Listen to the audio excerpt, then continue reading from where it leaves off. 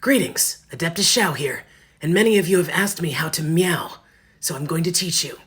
Okay, here we go. First of all, the sound that you make when you're gargling. If you want to meow with that little gurgly trill, take that same sound and then make it smaller.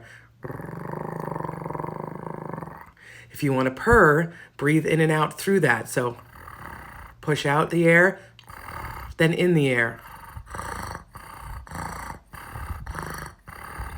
If you want to sound like it's a meow, you add the with the, so you're going while going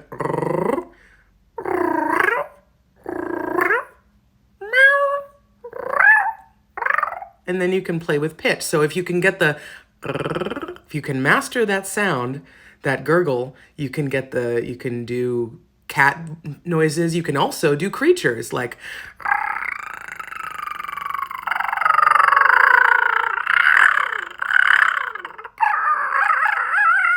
there's lots of fun you can do with it. So I hope that helps. Let me know. Send me a video or stitch this. Oh.